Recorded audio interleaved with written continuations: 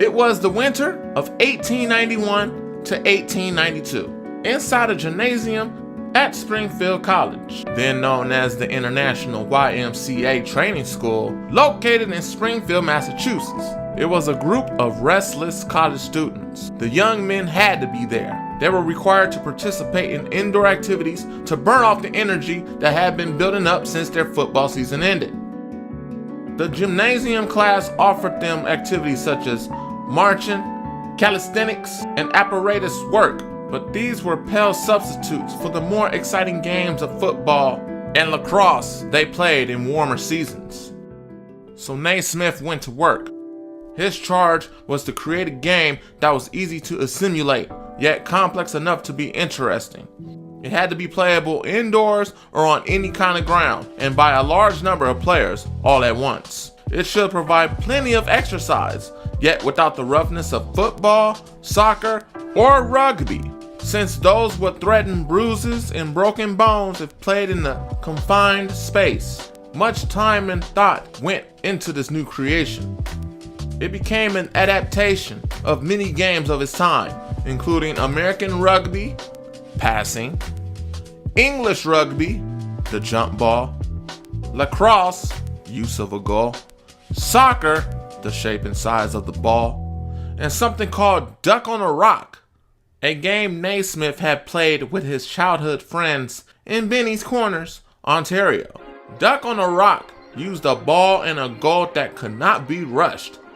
The goal could not be slammed through, thus necessitating a goal with a horizontal opening high enough so that the ball would have to be tossed into it rather than being thrown. Naismith approached the school janitor, hoping he could find two 18-inch square boxes to use as goals. The janitor came back with two peach baskets instead. Naismith then nailed them to the lower rail of the gymnasium balcony, one at each end.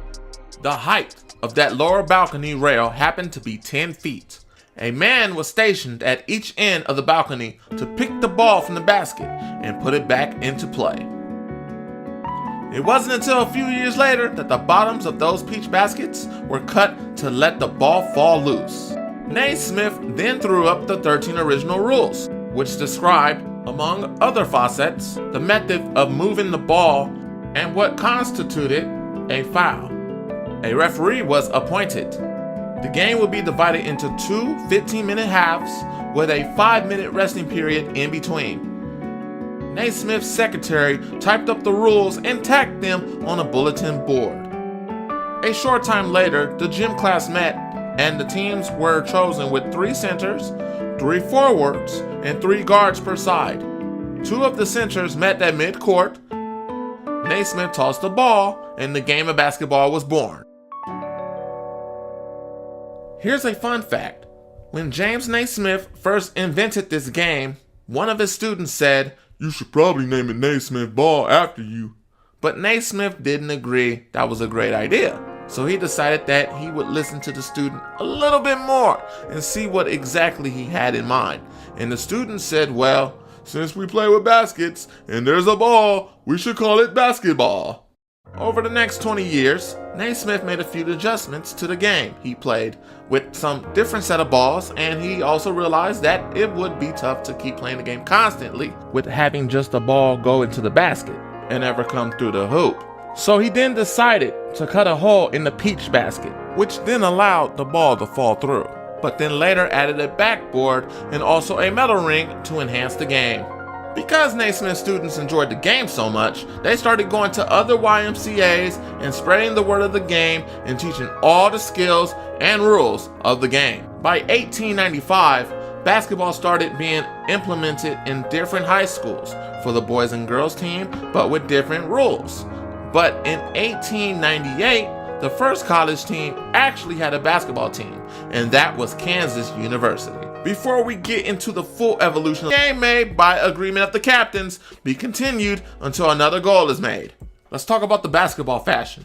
Teams consist of 9 players per side, 3 forwards, 3 centers, and 3 backs. Play begins with a jump ball between 2 center players. Game was played with a soccer ball. Players wore black, full sleeve woolen jerseys, and long gray trousers. Naismith was hired as a physical education instructor and the coach of the basketball team because there wasn't any other teams to play against. Kansas played against other YMCAs, but then other college teams joined the hype of basketball. Those teams alongside Kansas State were the University of Chicago and Kentucky. In 1901, college had a regular schedule of games. 1907, Naismith retired from coaching. He was 55 wins and 60 losses for his career and the only coach with a losing record at Kansas. Before Coach Naismith decided to quit, there was a situation where there were seen too many injuries in the games of football. And in 1905, the president, no, not this president, and definitely not this president. All right, here we go. That's the one I was looking for. He wanted sports to be canceled due to the injuries players were having in football because he felt it wasn't safe enough. And so the college pushed back and said no. They didn't like the idea of canceling sports, so he said you need to have a committee come up with a way to make the game safer, and so they did. And that committee is now known as the NCAA committee. The NCAA started organizing more sports due to what the president wanted done with making sports safer, and because of this, they have put a little more organization behind basketball, which led to many different colleges having basketball at their school. And the NCAA complied enough teams, and they had their first NCAA championship in 1939. The 1920s had amateur, semi-pro, small pro leagues, which consisted of 2 to 3 teams that were in a similar area. The pro leagues in the 1930s started to grow and people started taking it more serious. In 1937, the NBL was created and they received sponsorships from General Electric. In the NBL, the home team got to choose if they wanted 4-minute quarters or 3 15-minute quarters. They played in bowling alleys and even ballrooms, which is much different than the huge arenas they play in today. In 1945, Walter Brown establishes the Basketball Association of America. Brown had the brilliant idea of using the hockey arenas as a place to hold games, so there was no longer small venues being used for such a growing game. Also realized that they could do this across the country with other hockey arenas, thus growing the game even more. From 1946 to 1949, NBL and BAA were competing against each other to see who had the best basketball league. Once they realized being separate wasn't the best idea. So executives met and decided to merge teams from one league to the other. The only problem with this merger is statistical data didn't carry over from one league to the other. Even though records have been shattered since then, it is still nice to have some history of the guys who started the game we now enjoy today.